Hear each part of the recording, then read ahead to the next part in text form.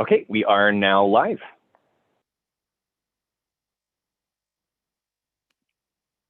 We'll just wait for members to show up and for a quorum.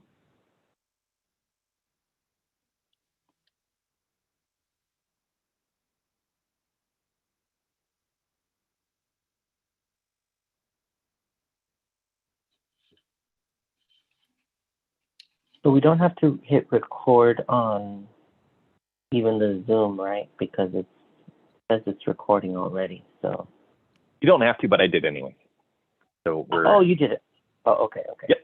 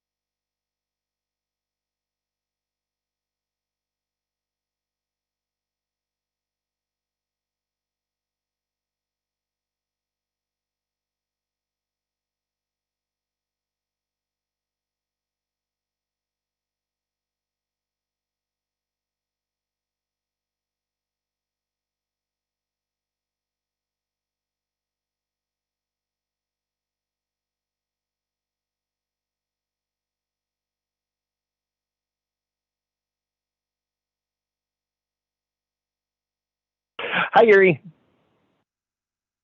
Hi there.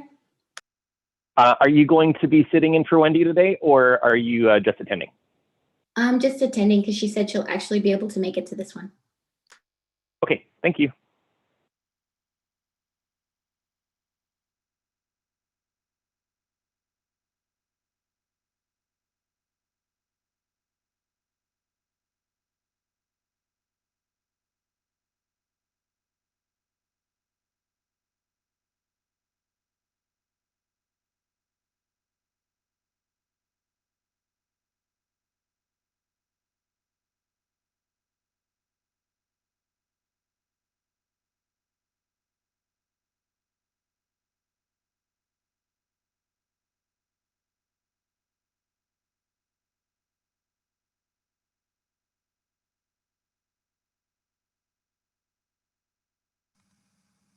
Good morning. Hi, Neil. We are still awaiting quorum.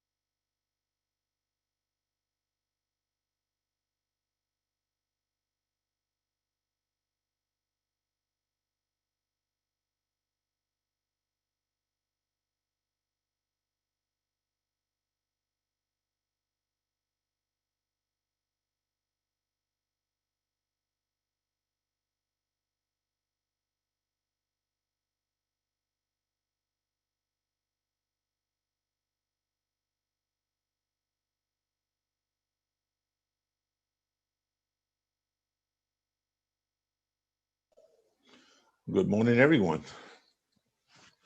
Morning, Dave. How are you all? Good. We have, including yourself, we have 2 members present. I think I see a third one coming in, so we still have a ways to go to a quorum. Okay. I will rest on mute, and whenever you're ready to talk, we'll start.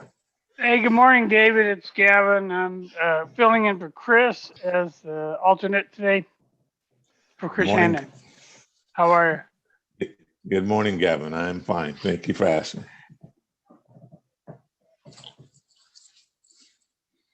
I think we're waiting on other people just to start the quorum, Chris, and we'll. Good morning, Miss Wendy Macy. Good morning. How are you? I'm doing well. What a lovely house you have there. Yeah, right. It's very nice.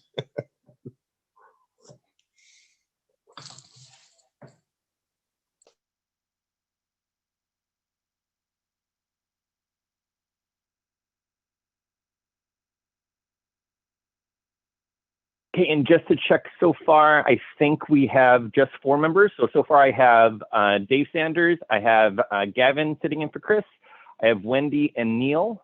Are there any other JLMBC members who have joined and I did not call? Okay, then we're still holding for quorum.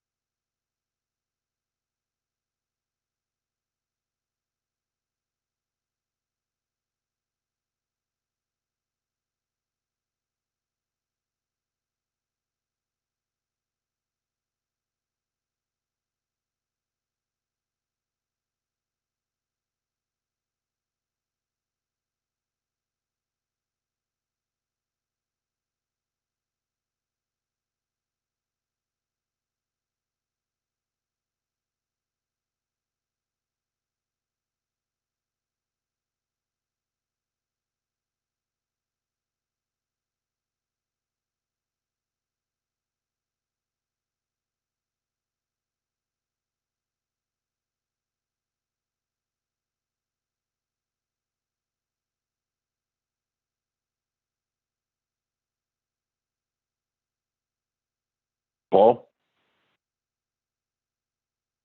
Hello? Hey, Paul. Steven? Good morning. Yeah, I'm on. Okay. Good morning. Good morning, Paul. Good morning. Cool. Are Good we waiting for more morning. people? Yeah, Yes. we need- Correct. I'm sorry. We have, it looks like 3 members on the labor side and 2 members on the management side. You can just double check and make sure. I have Dave, I have Paul, I have Gavin, I have Wendy, I have Neil. Is there anybody else who's a JLMBC member who I did not call? Tony Royster. Hey, Tony. Hey, Tony. Hi. Okay, Dave, we do have quorum now. We are expecting a couple more, but we could get started if you choose. We have 3. Hi, is that Marlene? Yeah, I'm here. Sorry, I was mute. Hey, Marlene. No worries. So we have 4 members on the management, on the labor side, and 3 members on the management side. We do have a quorum. Okay. So it is what, 9:05? Is that what time it is? We can call the meeting to order at this point. We have a quorum, correct? So this meeting officially called to order, and we'll go. I don't know. We have to do roll call for this again. Are we officially done with roll call? Can we go right into public comment? We do have to do roll call, but only for an action item. So we could move to public comment now if you like. Let us open it up for public comment. Yes. Okay, at this time, if anybody would like to make public comment, for those participating on the phone, please unmute yourself by pressing *6 and announce yourself, please.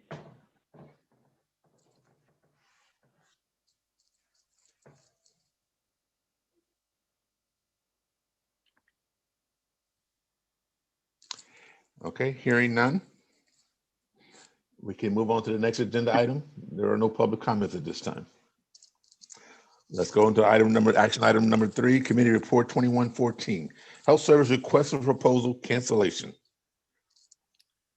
Okay, I will present this report. Good morning, everyone.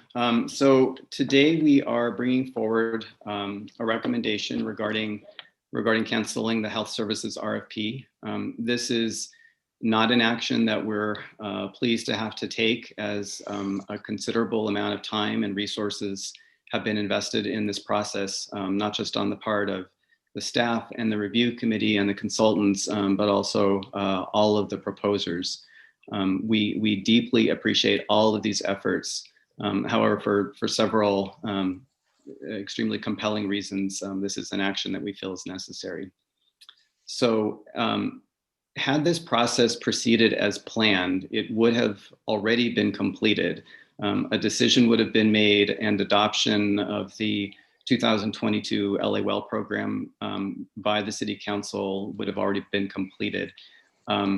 However, a series of unanticipated events occurred which led to delays, which have now backed us up to a point where the risks of continuing the process have become too great. The key item that created our challenges involved the best and final offer, or BAFO is sort of the shorthand term that I'll use to refer to that. You may recall that we brought it to you at the at your May 13th meeting. Responses to that from the proposers were due on May 20th. The BAFO ended up resulting in confusion among some of the proposers. At the time, we immediately began consulting very closely with the city attorney's office and made efforts to clarify our intent with the BAFO. However, ultimately, there were enough continuing issues and residual concerns on the part of the city that we've determined that it would be in the best interest of the city to reject all proposals and begin a new procurement process, which is an option that is within our authority to do. The other factor that has been creating concern with each passing day is the loss of time. So as we've communicated to you before, there is a very narrow window for all of the process that is required to finalize our plan year LA Well program. Just to recap those very briefly for you, there are blocks of time that need to be set aside for, first, our third-party administrator to conduct its record-keeping programming. After that, there's a period of time in which we need to test the results of the programming to make sure that that's accurate. All of the literature, the communications, all the information that is material for the members to make their decisions needs to be drafted and finalized. And then we need to generate and mail personalized enrollment information to members, which relies on the programming set up with a third-party administrator. Then we launch open enrollment timely at the beginning of October. That lasts the full month. We provide for a brief correction window in the period of time, a brief period of time following open enrollment. And then we need to basically reconcile the data and prepare to transmit the data files to our providers in enough time for them to issue ID cards as required. So, and then the last piece of it is to update all the enrollment information included within the deduction files to the city's payroll system in time for that first payday of January. So when you break all of that down into actual sort of numbers of days for each, you'll see that each piece of this process has a very, very narrow margin of error in terms of time. And as more time is lost, risks grow. The risks ultimately are to employees having coverage in place at the time that we're obligated to provide coverage based on their elections. And these risks have been at the forefront of our considerations in recent days. Also, as we have also previously brought to your attention, there is a citywide payroll conversion process happening on January 1st, which of course coincides with the start of the new LAWell program plan year. So it's very important that we be as prepared as possible from a programming and testing perspective for that conversion. And that's another reason for us to make sure that we can conclude our 2022 process quickly.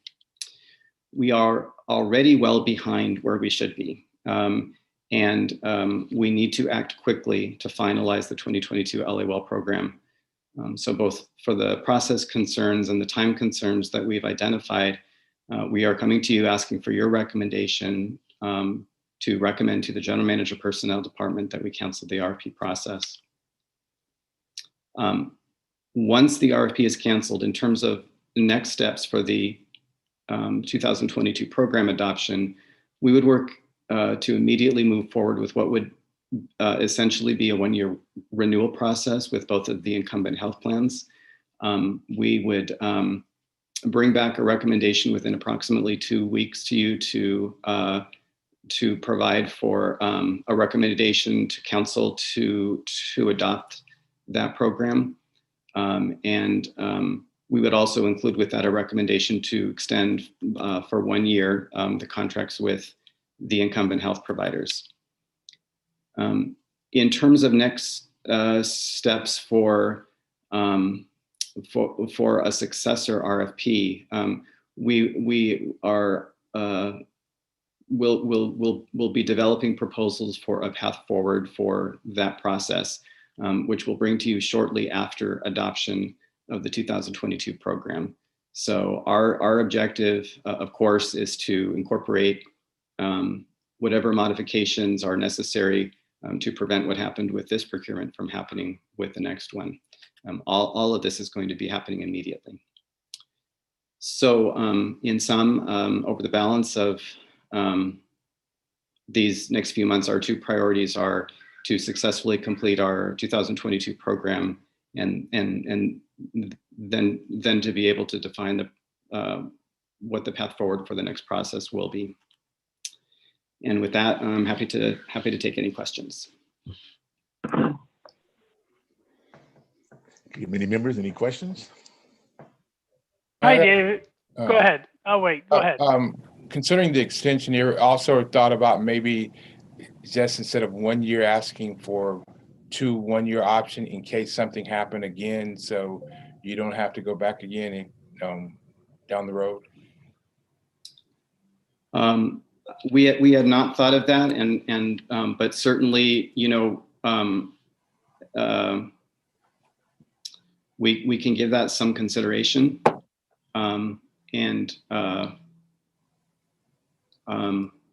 Another reason I'm saying that is it really is uncertain the transition of the new payroll system. If something goes havoc there, that could really impact your process. And also what might happen concerning, you know, the pandemic, if it, you know, decides to surge or something, could impact staffing and whatever.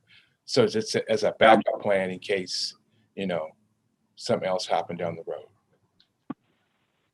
And I'm right on board with Tony. I think that even if there was going to be a change of health insurance companies during a pandemic, that's got to be really, really stressful. Okay. When we come back with the next report, we can report back on that. Yeah, it's Gavin Kuhn. I'd recommend that too, because my main concern is having a seamless, if we go down the RFA road, when it does go right, I want to make sure it's a seamless transition for our members, and the impact is, you know, minimized as little as possible. So last thing I want to do is have a disruption hiccup again, like this time last second. So I concur with an option for a second year if necessary, come back here and get it done. But yeah, I have no problem. I agree with my fellow commissioners on that. I think having 2 1-year options gives you the maximum flexibility, and we want to minimize disruption to our members. So. Well, let me ask a couple questions before we go there or even move in that direction. So I'm looking at your report, Stephen, and it mentions, at least in paragraph 3 on page 2, additional concerns raised by certain proposers concerning the BAFO process. And then in the next paragraph, it says 2 significant risks to city's ability to successful timely conclude the selection. But 2 questions.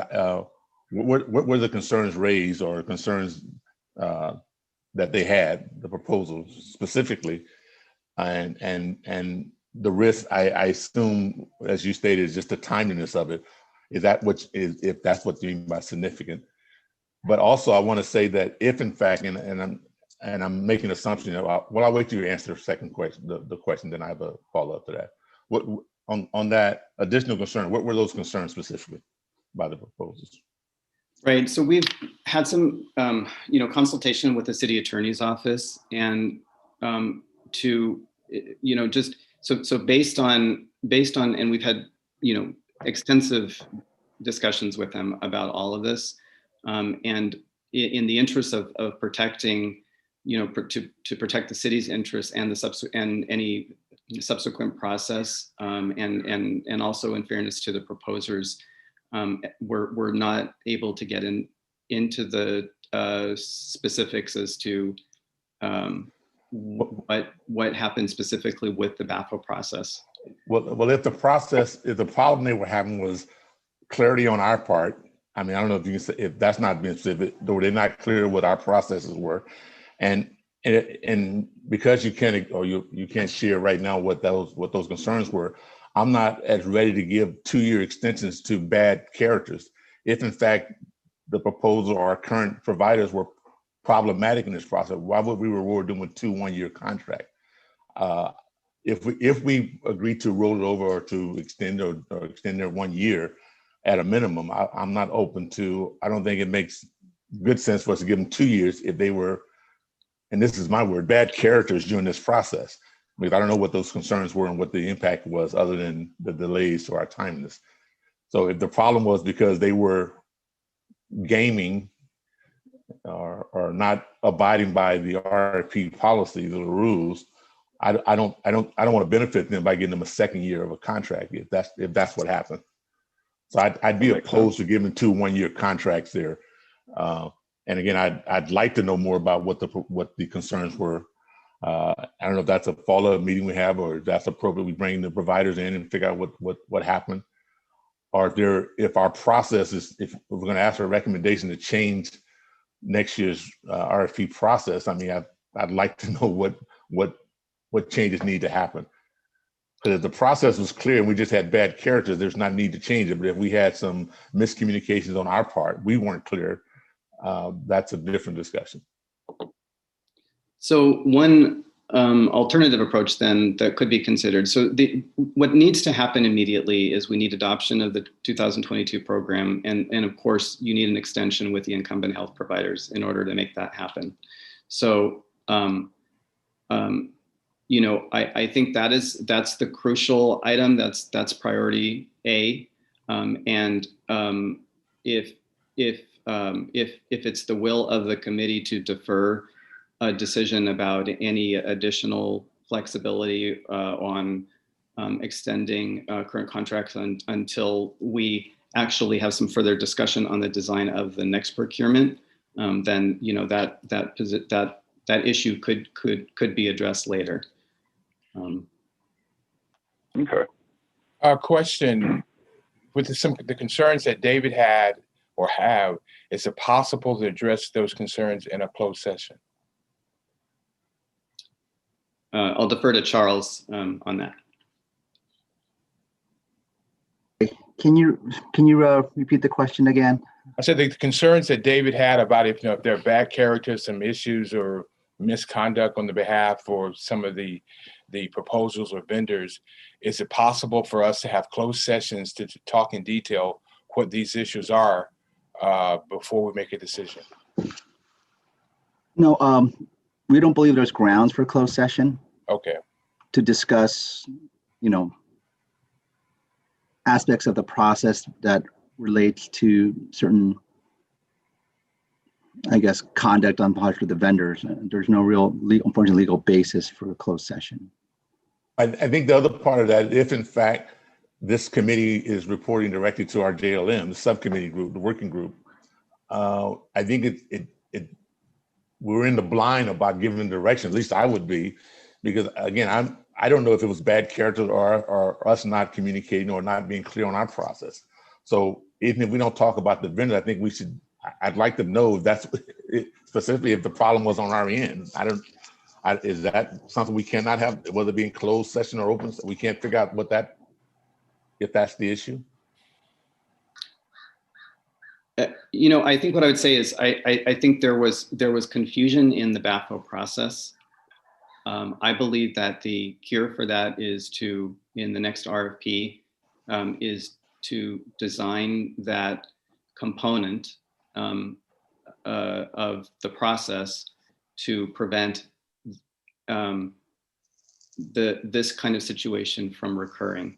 As part of that review of the RFP, I also think that we should take this time, and it's not, you know, in our view, this is not a lot of time, but we still have time to take a look, you know, top to bottom at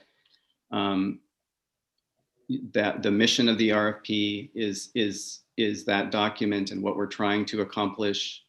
Is it built in a way to get us to our objective?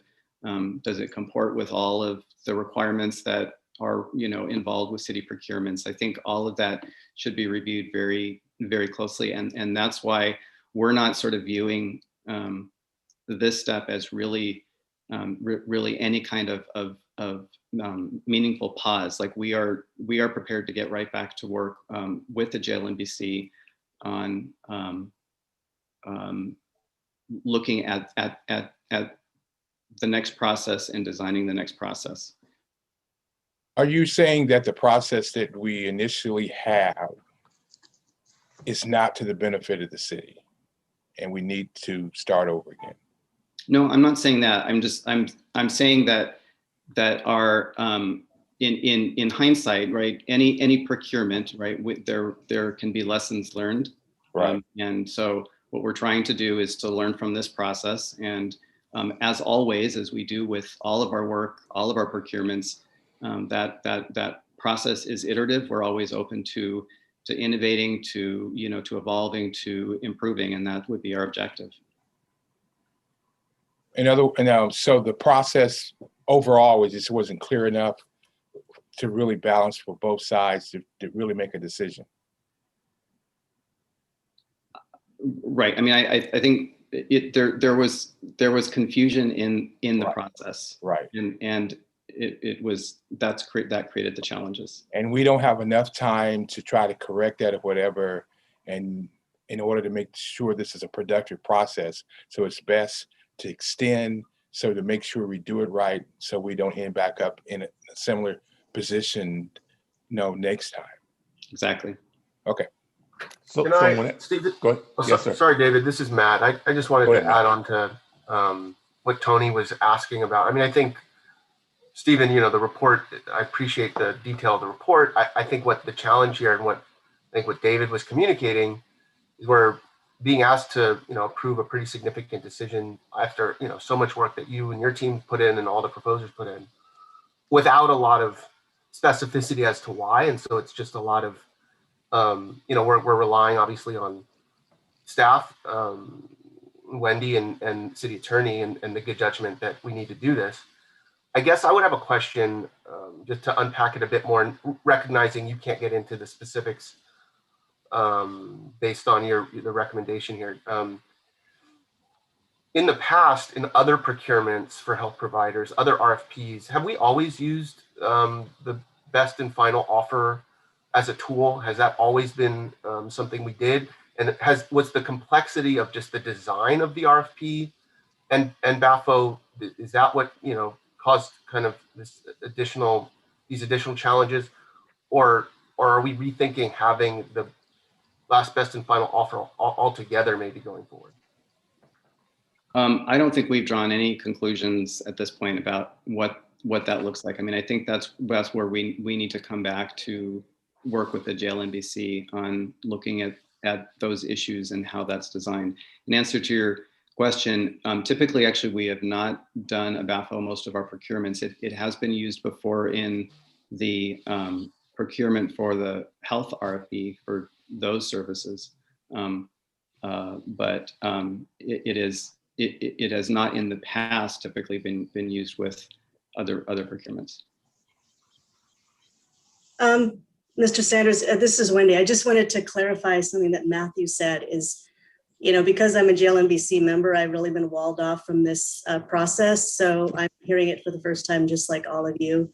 So I'm also interested in hearing particularly about how we can make sure this does not happen next year. I mean, I'm assuming starting earlier would be helpful because as I recall, we had a run up, so we were basically had no room for error. And then also, I mean, I do want to flag that the HRP implementation, whenever that happens, it's scheduled to happen in January, is a big disruptor for our operations, irregardless of a vendor replacement. And so, Stephen, if there's anything more you think that factors into our decision that the committee needs to know about, please let us know. Well, yes, I mean, that payroll conversion is something we have been worried about for all of our programs for quite some time, and continue to be very, very concerned with. And you're right, you're exactly right, Wendy. I mean, irrespective of whether we were making a vendor change, it is a massive process for us with all of the carrier and payroll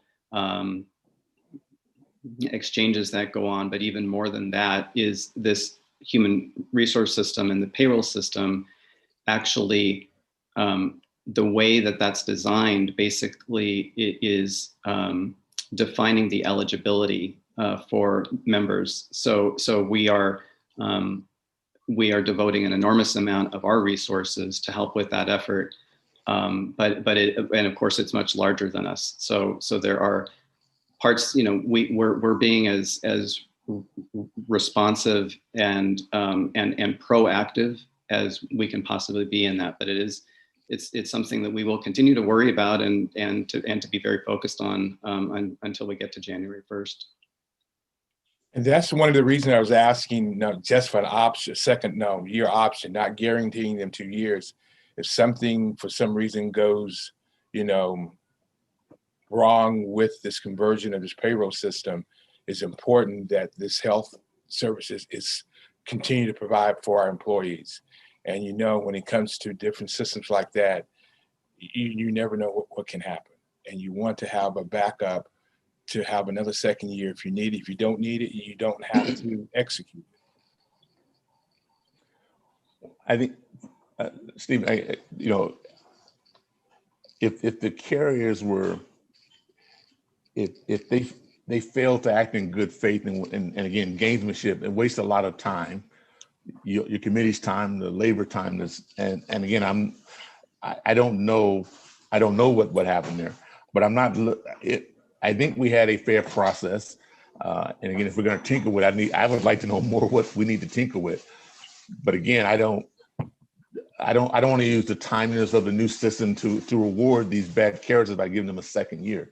Also, I know we had an attachment letter from Aetna about the process, their concerns that about the process, and it wouldn't be fair to those other vendors if we automatically gave Kaiser and Anthem 2 years without the other vendors having an opportunity to bid.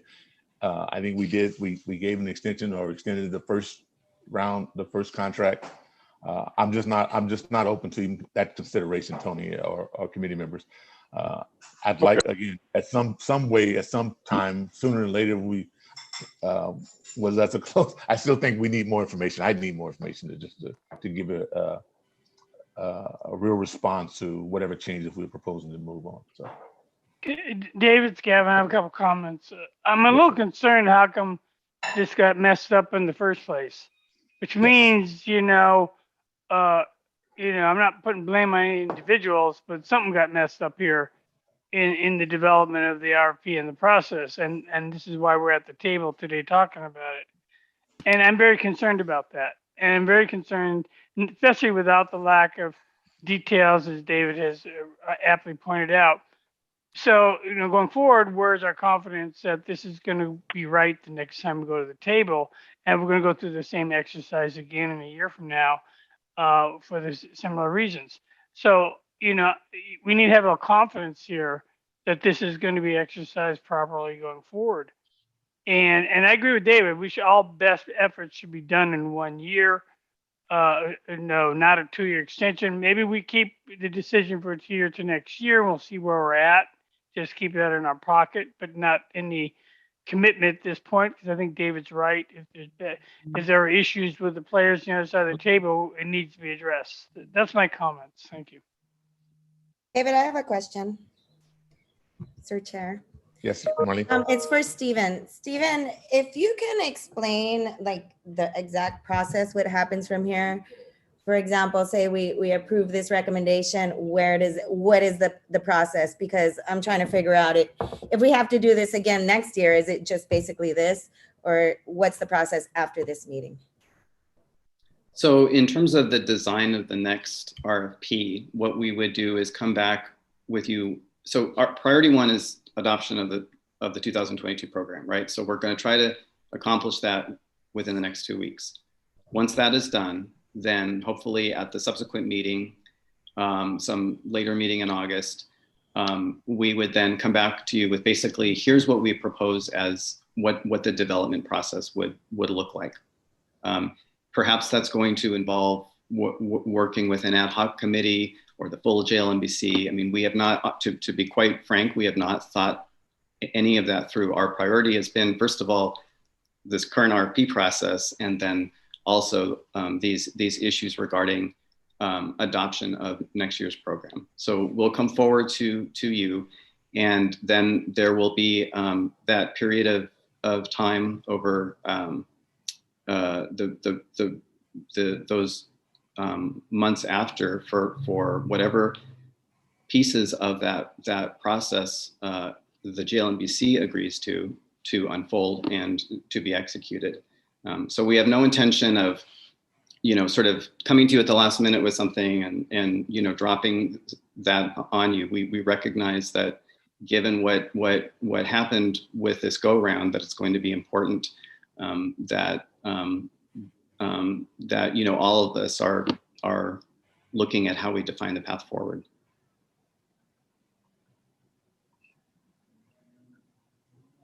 So I'm assuming that Kaiser and Anthem will be okay with this if that's the recommendation.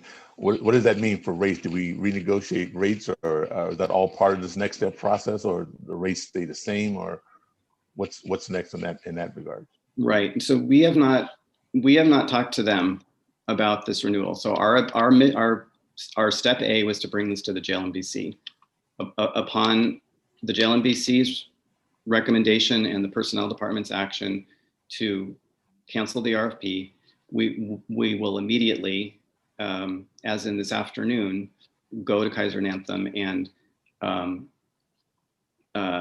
we've given ourselves a very short window to basically address the renewal information, and then be able to turn that around and come back immediately to you. Another question, do we have to go to council to get this additional 1 year? Yes. So our intention would be as part of every year we take to council the adoption of the 2022 program. And it included in that report this year would also be a recommendation that they authorize the extension of the contracts. So I guess that was my question. So because we're discussing the 1 year versus 2 years. So if we did this again next year, then have to do the same exact thing and go back to council for another year.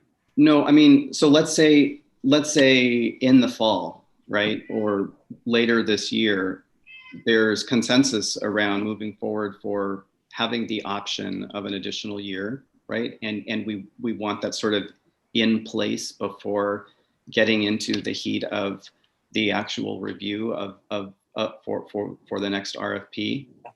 We can always go back to council. I mean, we go to council regularly, at least our division does, on a number of items. So, you know, and you know, quite often that has to do with contracts. So that's something that's definitely doable. But how long does it take you? What the process to get an additional option going through council? I'm quite sure it doesn't take you 1 or 2 days to do it. Well, that's true. I mean, the reporting to council itself is fairly quick, right? It's sort of the actual execution. Once the authority is granted, then, you know, what can be time consuming and challenging is moving through all of the city's requirements in you know, in terms of process for executing a contract. Right. My major concern is to make sure we don't have any disruption of service for the employees. Totally agreed, and that's our concern as well. May I ask Stephen another question, Sure. Mr. Sanders? Yes. So council is typically on recess in the month of July. And so what does that mean in terms of the timing, in terms of being able to get this action even to be potentially approved by council? Well, they won't get it until after their recess, just looking at the clock, you know, realistically. But that is not atypical. We have done better in recent years to get it to them before July or before their recess. But I can tell you historically, it typically came to them after that. We will move as expeditiously as possible to get this in front of council. And then to reiterate Marlene's point, the committee is going to have ample opportunity to weigh in on the process for the next RFP. Is that correct? Absolutely. And these will be in public meetings so that I'm sensitive to our vendor community that has, just as staff and consultants have done, expended a great deal of resources in going through this process. And so I just want to make sure that, you know, there'll be also many meetings that are public meetings, I guess, where they would be able to listen in as well, right? Right. And, you know, I would also just say, you know, and I think it's important to just to state this for the record, what we're coming forward to you with in terms of the BAFA process is we're saying there was confusion in the process. We're not saying anything else. So I don't think it would be appropriate to draw any conclusions about you know, any of the proposers, you know, were acknowledging that there was confusion in the process.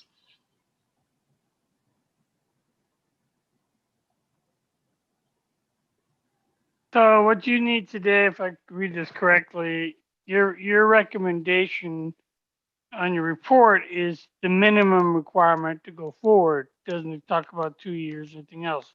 So you need basically a motion from this body to recommend to the personnel director, as your recommendation states, to want to exercise the option. I won't read all the language for to cancel the RFP and return to the next meeting to propose the LA program for 22 on a 1-year extension and how that'll play out. Is that pretty much it? Right, correct. So you need a motion to that effect today? We would like an action from the JLMBC today on that recommendation. I just want to be clear. Before you make a motion, I have another question. I don't know if others do also.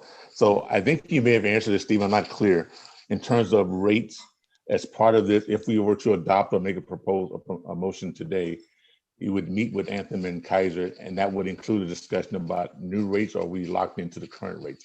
How does that happen? What happens there? No, it would be a discussion. What we would do is then have those discussions with them about their proposed rates for 2022. And are they in a position to quote 2002 rates today, next week, or how will they know that now? If it's based on, you know. Well, remember that you know, pursuant to the procurement, right, that work had to be done anyway. I mean, that everyone was proposing for 2022 based on. But if we're scrapping that, then how do we hold them accountable to it if we keep throwing it all out? How do you hold them accountable to the rates they quoted us?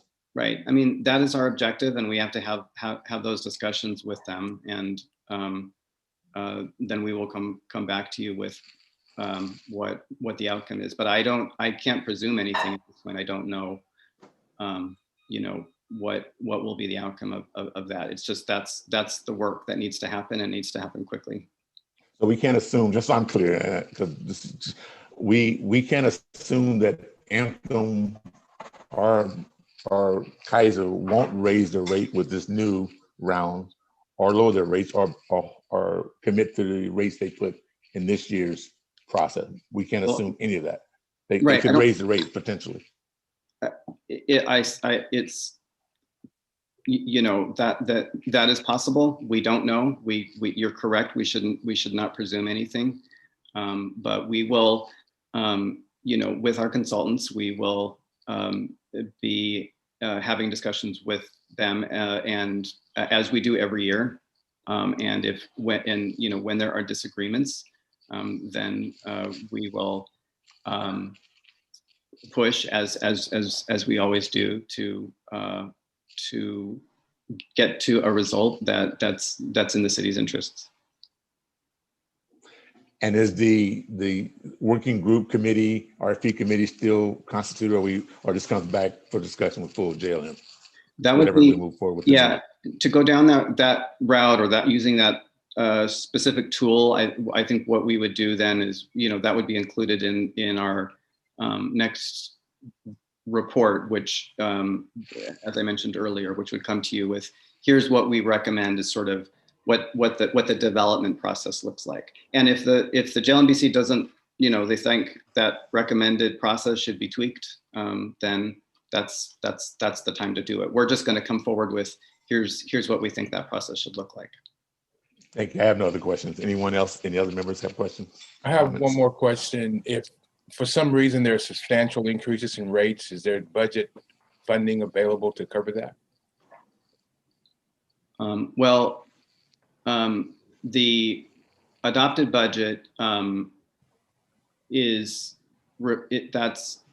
it contains with it certain assumptions, but all of those assumptions were defined well before we actually had any proposal information or fee information that was publicly available. So to the degree that there are any inconsistencies between actual rates and what's been assumed, we would have to address that variable with the CAO as part of the budget process, as we do every year, because there's always differences between what's adopted and then what the experience is. Because remember, it's the budget is driven by two primary things. One is the premiums. The one that's actually more volatile is member enrollment, right? So if the city is hiring at a higher level than had been assumed in the budget, then that can create a shortfall, and that needs to be addressed at some point during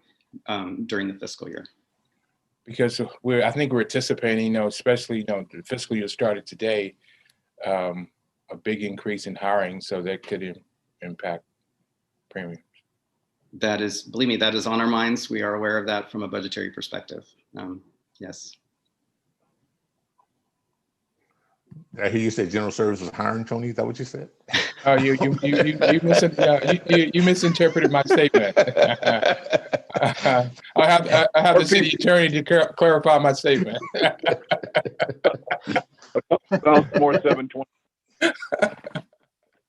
I'm sorry. Did someone else, another committee member, had a comment, question? I have no more comments. Are we ready to make the motion, David? Hearing no other comments, if there's a motion to be made, sure.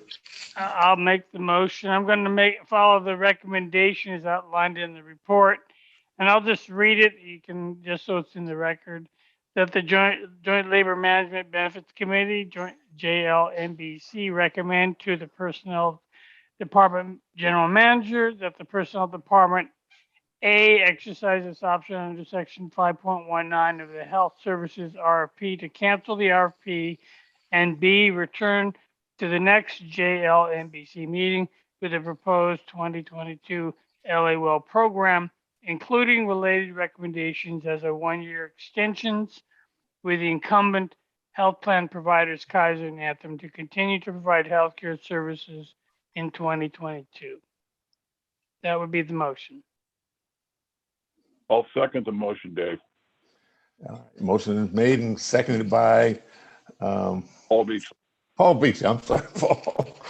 I guess we'll take roll call. You're welcome, sir.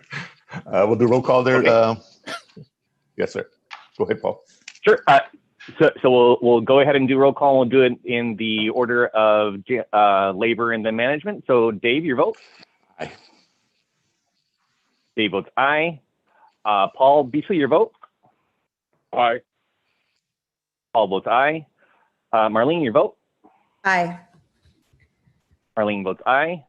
I do not believe Gary is in attendance. Just to double check, is Gary here? No. Okay, and then Gavin, your vote. Aye. Gavin votes aye. Wendy, your vote. Aye. Wendy votes aye. Neil, your vote. Aye. Neil votes aye.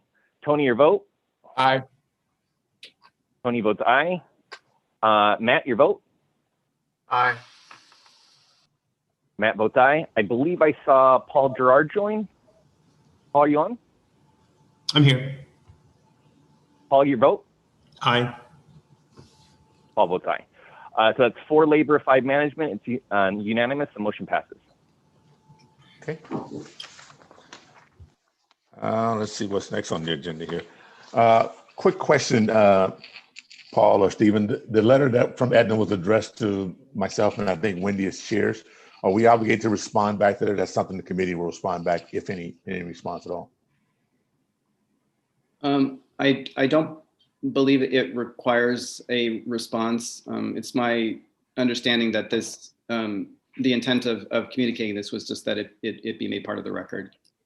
Okay, good. All right. Okay, next agenda item, is that any question, anything else? Stephen, on this No, motion? nothing. Okay. Item number 4, future agenda items. Are there any? I think we discussed what that next meeting's about already, right? Yeah, and we got plenty of other agenda items for you too, so. Okay. Not be wanting for items. Hey, David, I have a suggestion. I'll leave to the chair's discretion, but perhaps we should maybe later in the year take a look at the implementation of the new payroll system, how it's going to affect what we do. If there is going to be any effect, we probably should have some prep or discussion on it. So I'm just throwing it out there for conversation. As a future agenda item. Yeah, Okay. because I think it's something worthwhile to take a look at. We should be prepared for impacts or things of that nature. I always hate to be reactive rather than proactive. So. Okay.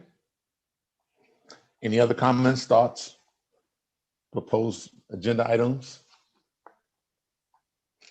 Hearing none. Next meeting date, is that to be determined, or is that a regular scheduled August meeting?